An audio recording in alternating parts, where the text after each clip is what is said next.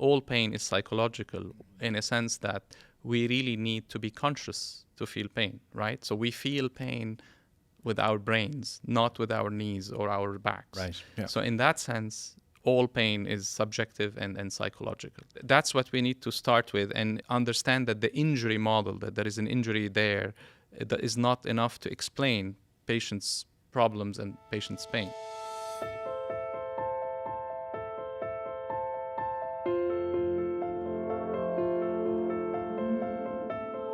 I'm John Foxe, Director of the Monte Institute for Neuroscience here at the University of Rochester. And I want to welcome you to another episode of Neuroscience Perspectives. I'm absolutely delighted to be joined by one of our own very brilliant minds, Dr. Paul Geha, Associate Professor of Psychiatry, Neuroscience, Neurology and Dentistry here at the University of Rochester's Medical Centre. Dr. Geha's research focuses on pain, particularly how pain signals transform into pain perception in the brain and how mechanisms are altered in chronic pain, a really difficult issue. His work explores the interaction between chronic pain and addiction and how the brain's reward system is linked to chronic pain as well.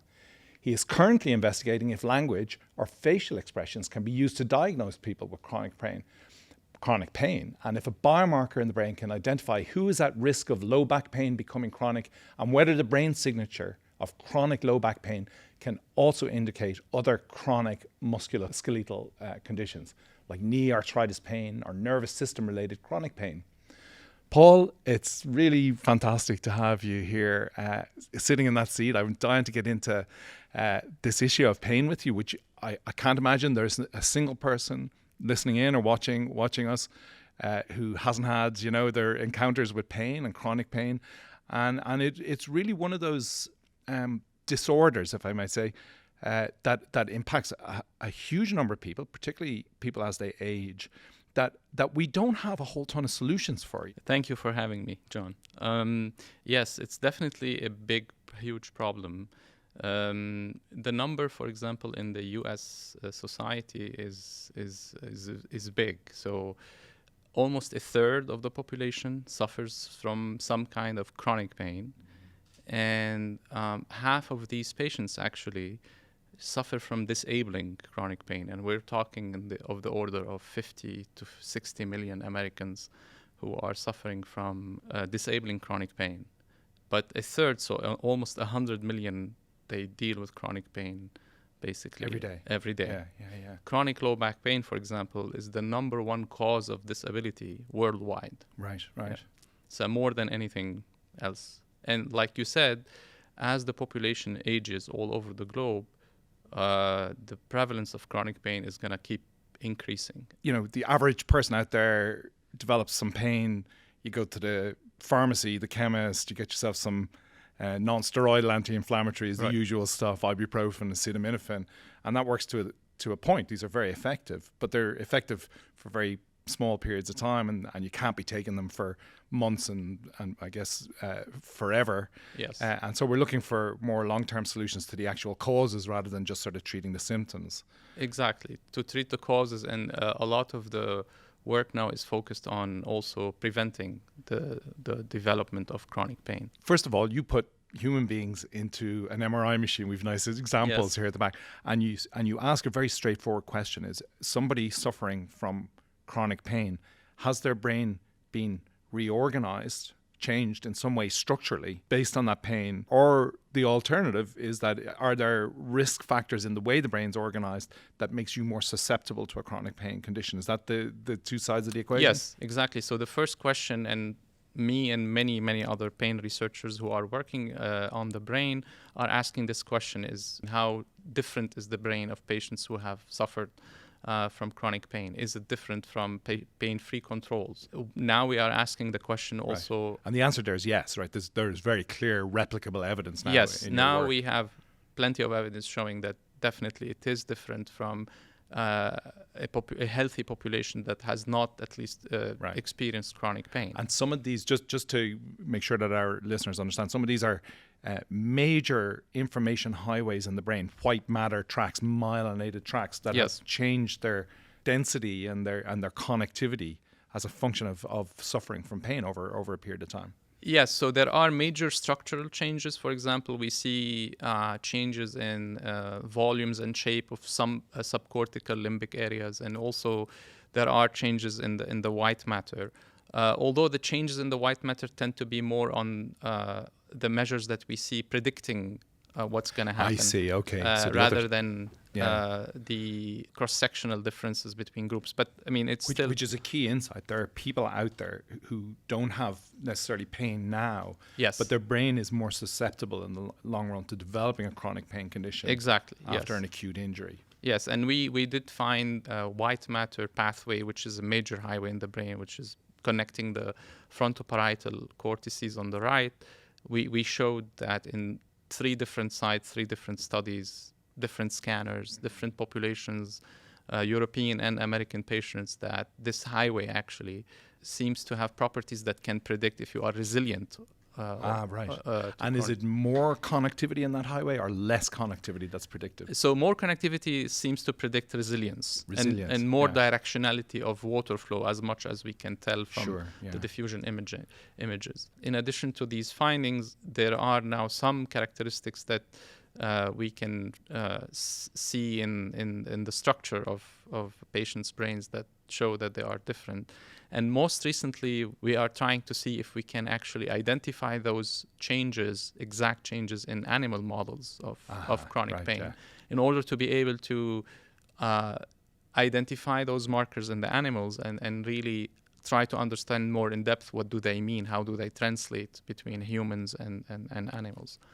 And of course, then having these objective or as close to objective markers as we can have gives you a target to shoot at in clinical trials. You actually have an outcome measure. You have a way to measure whether this functional connectivity, these structural connections are actually being impacted by the intervention, whatever it might be. Exactly, and it has opened the door to new pathways, especially the limbic brain areas and the mesolimbic pathways. And people out there are already doing studies to try to target, for example, mesolimbic dopaminergic pathway, because from the imaging data and a lot of now animal data, it shows that it's very important in the development of chronic pain. So it gives you definitely... So it's a really, really, really important development of a tool set.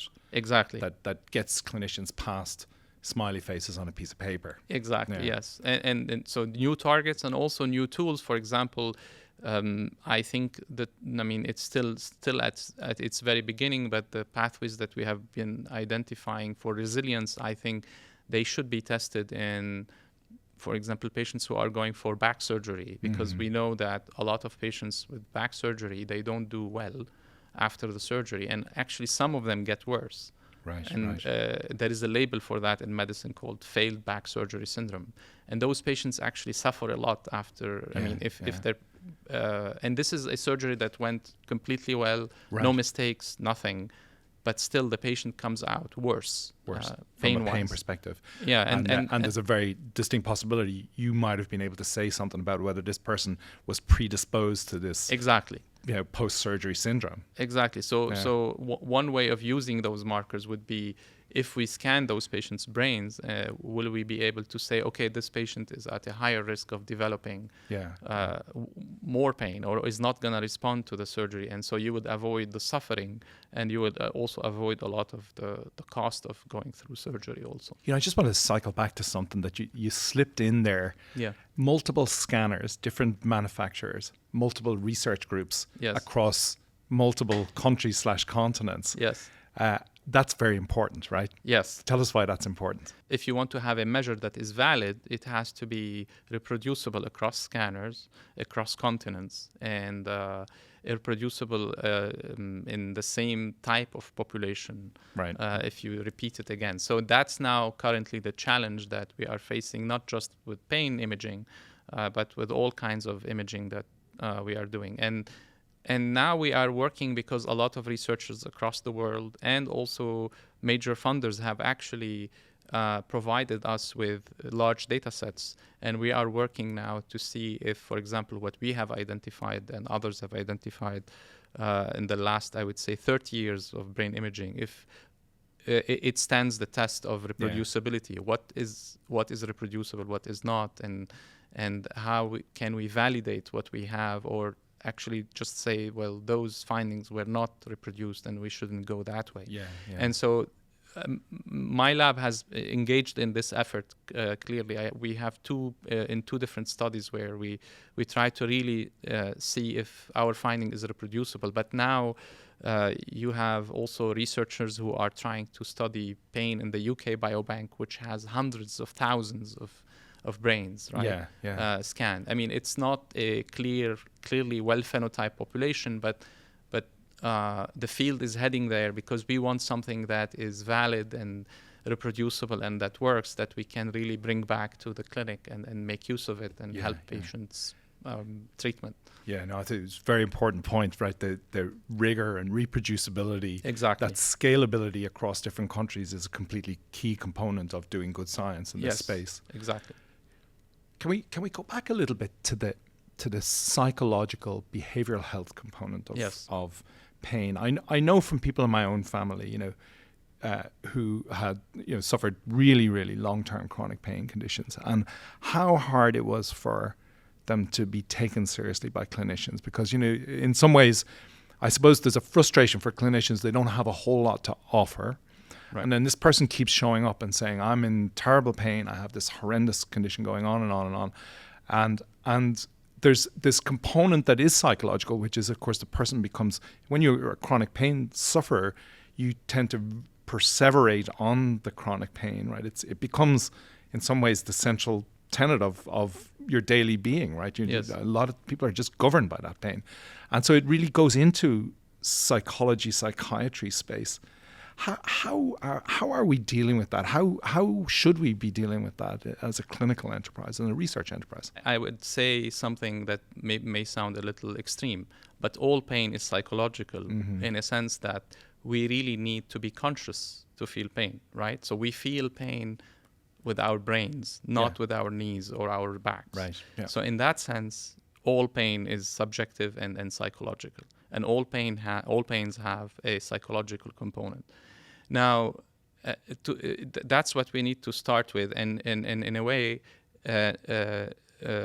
understand that the injury model, that there is an injury there, that is not enough to explain patients' problems and patients' pain. So that said, because we don't understand very well and we can't measure that experience, that psychological subjective experience, then in the medical field, we have a huge limitation. Like you said, a patient comes in repeatedly, they have pain, like patients with fibromyalgia, for example, where you can't really identify an injury, or patients with actually back pain. A lot of patients with back pain, the overwhelming majority of them, if you image the back, you don't find anything. And actually, a lot of the imaging findings we know they have almost very low yield in the sense of telling you what the patient is going through. There's a causal injury or a stenosis or something. Right. Those same and the flip side is true too sometimes, right? You take some imaging and you see somebody who's got horrendous spinal stenosis and all kinds of calcifications, and you think this person must be in dire pain, and they're completely fine. They're riding a bicycle every day or whatever. Exactly, and that's a big problem, because now what can the clinician do?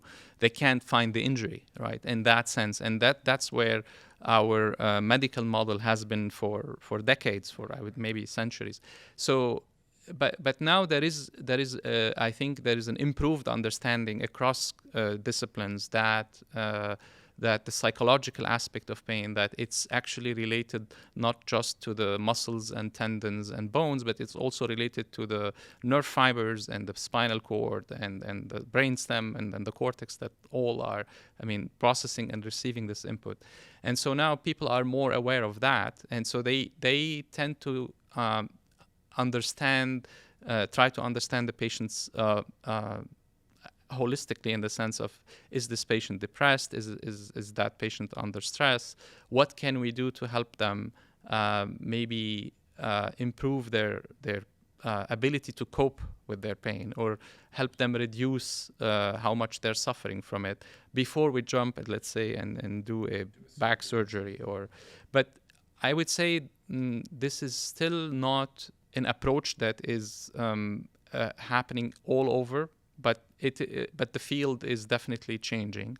It needs more time and it needs structure. And actually, in a sense, also it needs a different way of doing business every day in the medical setting, in the sense that when a patient comes in with back pain, even like when patient, for example, comes with severe back pain to the emergency room or to a pain doctor, a clinician, they don't really think first about referring them, let's say, to see a psychologist, right? Or to talk about their life experience or how they ended up with pain. They immediately start by giving them an injection maybe, or giving them a non-steroidal, or giving them a course of steroids. I think this will need to change if we want to really move forward with what we have learned now and what people have been saying. So a much more holistic approach that takes Exactly. psychological health in as one of the major variables.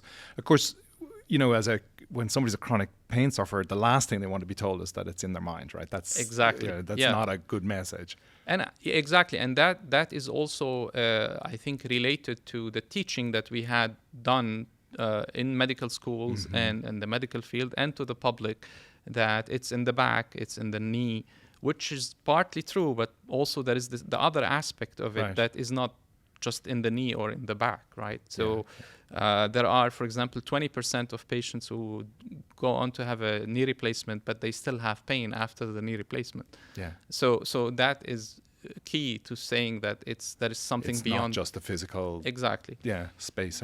Would it be reasonable to say if somebody's had a chronic pain condition for a while, the chances that they're not depressed would be pretty close to zero? I mean, they must go hand in hand. They interact, I would say, a lot, but you will be amazed that sometimes when I, as a psychiatrist, I see those patients a lot, because patients who have gone through multiple types of treatments, the regular treatments, shots and courses of steroids, and haven't responded.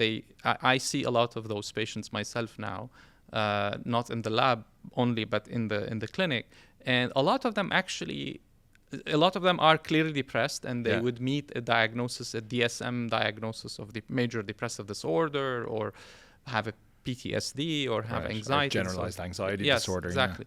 But there is a group of patients who do not meet those criteria. And I would say those are patients who are really frustrated, because they really are in pain every day, but they want to wake up, live their life. They want to be with their so the motivation's high to get on with it. Yeah. They don't have the anhedonia that comes with depression. They don't have chronic anxiety. They never had a history, I would say, of a traumatic life event that made them mentally vulnerable. But they have lots of chronic pain, especially also patients who have, let's say, gone through a back surgery, for example, and it didn't work, right? And so in that sense, those also are patients who they still go to work, but they suffer a lot from their back pain. Yeah. And so, yes, I mean, there is a group of patients that their chance maybe of not being depressed is almost zero, like you said. But there's a patient group also that is, I would say, the frustrated group, who are really upset and having a hard time coping with their pain, but they're not really depressed. They don't meet any criteria. And those patients also, it's hard to convince them, let's say, that some antidepressants have an analgesic effect. Right. They tell you, well, I'm not feeling depressed. Why am I being prescribed an antidepressant or a drug that works on the brain? And this is where I think education comes in, and that's what we do a lot of it. There are lots of alternative treatments out there now, and one are the psychedelics, right? Yes. The psilocybin has come back, and that. Give us a little bit on that. Is there evidence for effectiveness? Is this a good space to work in?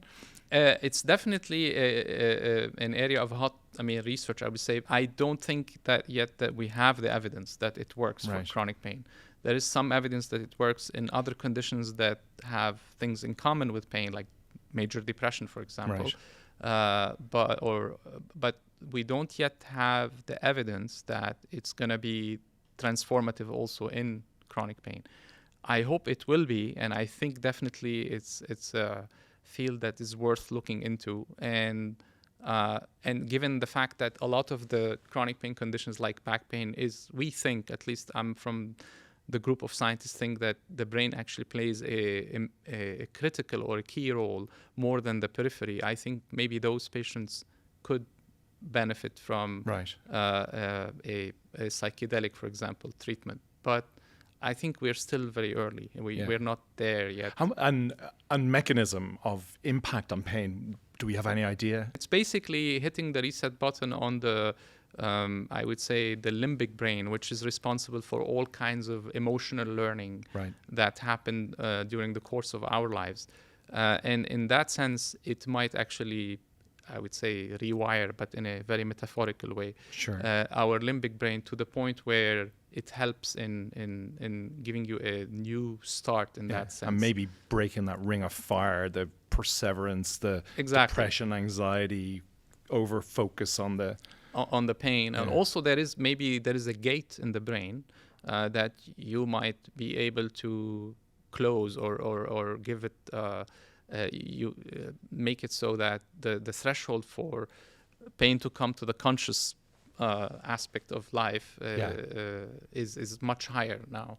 With the so in a sense maybe the psychedelic will help patients rebuild some resilience to chronic pain. That's such a good word, resilience. And so you put yourself in the camp that has some hope for this as a potential. Definitely. Yeah, all right. So well worth pursuing. Yes, and I mean I don't know the data. If, for example, like I'm from the also people who advocate that. I mean, there is some data in animal work showing that you need some kind of hippocampal neurogenesis to form new memories, right? And that could help in opening up a new plastic period, so that you could for the pain, for the pain to go away. And so one could think that if, for example, a huge a big treatment like that, or I would say a global treatment like that would induce some kind of a neurogenesis in the hippocampus, it might actually help patients form new memories in that sense and break a bad cycle. Forget somehow some of the pain, right? Yeah. So and there's good research on directed forgetting. We can actually make ourselves forget things. Which is rather extraordinary notion. Yeah. Let's get over to you a little bit, because I think it'll be evident to the listeners as it is that I'm not originally from these shores, that you aren't either. So give us a little bit of the history of Paul Geha. Yeah, I mean, you started out life in the Middle East. Yes. In Lebanon, right? Yes. So childhood in Lebanon. Tell us about that, and when you got the science bug. When did you get bitten by that? And of course, the other piece here is that you're trained as a doctor, a medical doctor. As a medical doctor. And have gone into research, which is maybe slightly atypical. Yeah. So give us that part. Yeah, it's actually atypical a lot for Lebanese doctors also. Is that right? Yeah. For cultural reasons. Yeah, cultural reasons. Yeah. So I was born and raised in Lebanon, and actually I think I was bitten by the scientific bug very early. I went to a school. It's a French school that was founded by the Lazarist priests that came to Lebanon in the 19th century, and actually it had this, if you want, European scientific tradition that would put a lot of stress on physics and math and how important they are, and how much science have changed the world. So, and in my family, my brothers actually had also that preference, I would say, or like. These are your older brothers, are they? My older brothers, yes. Yeah. They were all, for example, good in sciences and math, and so in a sense, this was something always encouraged. And I actually, to say the truth, I loved these topics. I loved science when I was in school, and I used to enjoy studying. And also the culture in Lebanon puts a lot of emphasis, and sometimes maybe too much, on the sciences. And I discovered this a bit late, where I tried to rebalance my education towards a bit the humanities in college. Right, yeah. But I think a good mix of both is very important. So, but it started, I would say, very early in school and high school. Yeah. And then I went to college in Lebanon to study biology, and then I went on to do a medical school. But I had an interruption in between, where I actually decided that my humanities knowledge is limited, and I really needed to delve into it. So I went and did 1 year of philosophy, just pure pure philosophy, and that actually made me think a lot about the mind and the brain, and that started really making So a year of philosophy is where the neuroscience piece comes in. Exactly. So you married your biology to the process of thought. Right. And I was also coming from a country that was just coming out of a civil war, right? So when I went to college, the civil war had technically stopped in 5 years earlier. And so I had, the big question I had on my mind is how to explain what happened, and how can we explain human behavior, and why all these bad things and atrocities that happened during the war, how can we understand them. And so I first started, actually, interestingly enough, getting very interested in how can we explain violence in human beings. And my neuroscience professor in Beirut gave me the book by Konrad Lorenz on aggression. And so this is how I started really going into the topics of neuroscience. And when I studied medicine, I slowly started gravitating towards neurology/psychiatry. Gotcha. But then I finished my medical school. Now let me ask you though. And is this where some cultural pressure comes in, the med school, rather than going down this PhD neuroscience immediately? That's totally correct. And I confess I cave into that pressure. You did, okay. So this is mom and dad are saying you need to be a doctor, or a lawyer. Exactly. And in a sense, in retrospect, they might have been, not totally wrong, in the sense that nowadays being a PhD is riskier, even in science, right? As you well know. But yes, I caved into the pressure. But I have to say that when I was doing the philosophy year, my professors in Beirut, who became my friends later on, told me also that academic philosophy is tough, and and really maybe it would be best if you combine philosophy with science. And we actually advise you to go back also. You're great in doing philosophy. We love to have you. But if you want more security, basically, in your career, it would be best maybe to go back to the sciences as well, and read philosophy at the same time. So I went back to medical school, but I didn't go to a PhD program. Yes, exactly, because I had my mind basically a bit biased or set that I should be a doctor, maybe. Of course. I'm very understandable. But I confess that this was a cultural bias that I'm a victim of.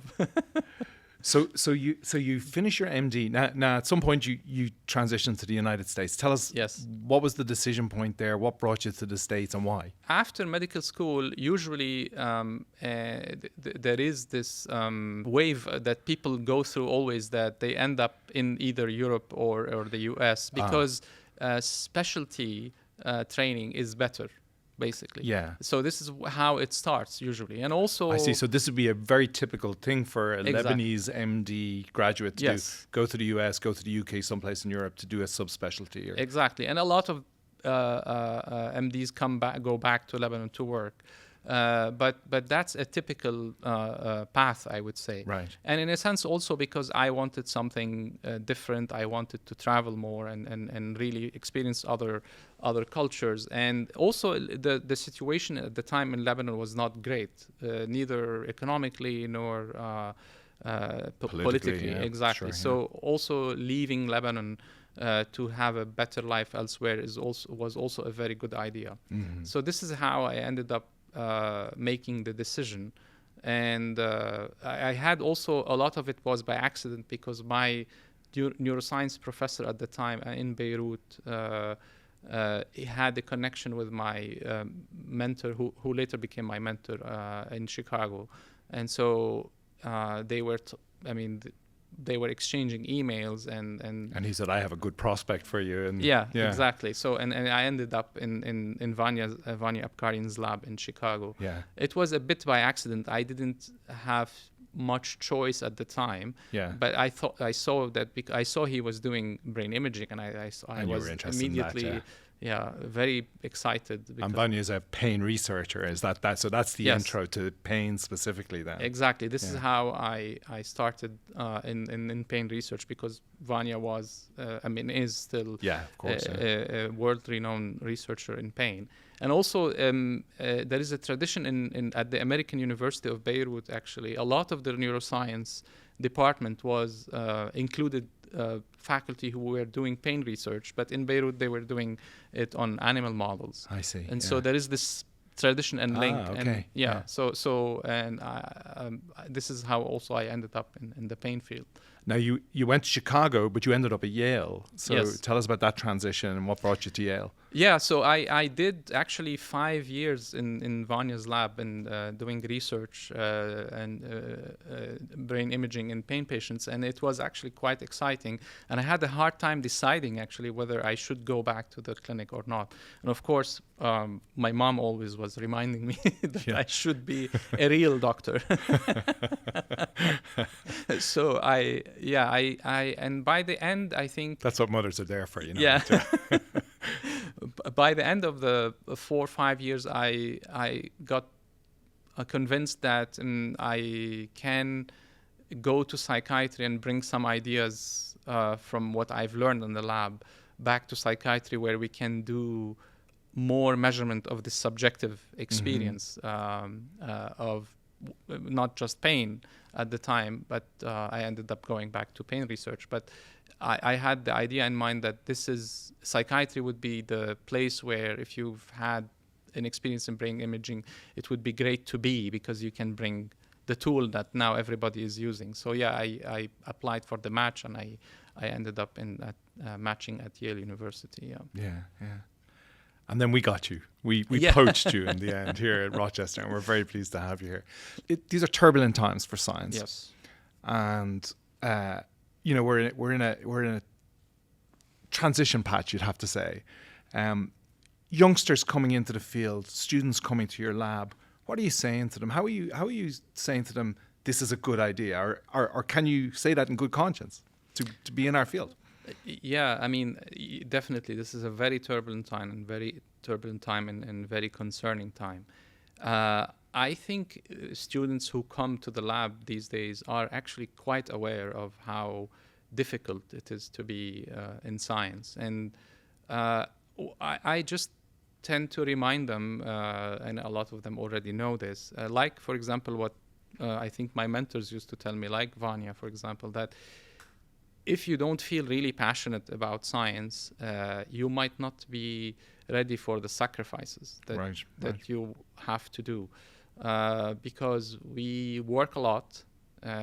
We tend to have we tend not to have a lot of vacations or a lot of free time, and in a sense, it's work that you can never really stop doing. You always bring it. If you bring your laptop home, or if you have any access to the internet, then you can work, right? And it's not something you can stop doing. And for me, I don't look at it really as work. I enjoy doing it. It's a vocation. Exactly. And I feel very lucky, actually, still very lucky, despite those turbulent times.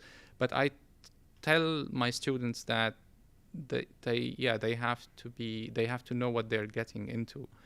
And also, the good thing is that sometimes you have postdocs or students that come to the lab that actually just are gonna do 1 or 2 years and then decide whether they're gonna stay or not. And so, in a sense, there is still this opportunity where people can decide whether they're gonna go into it, like physicians, for example, like me, whether they're gonna stay in science or go back. But of course, nowadays, I would say the risk of them, or the probability of them not staying, is much higher than it used to be. Yeah. And as you say, that it's much less risky when you have that MD in your back pocket, because you can always that's your safety net. You can go back to doctoring, being a real doctor, as your mother would say. It paid off in the end during those times, but in a sense also that's unfortunate, right? So I didn't want it to be this way, and I feel that PhDs should have that security as well, right? And should feel that they can do this and take the risk, because in science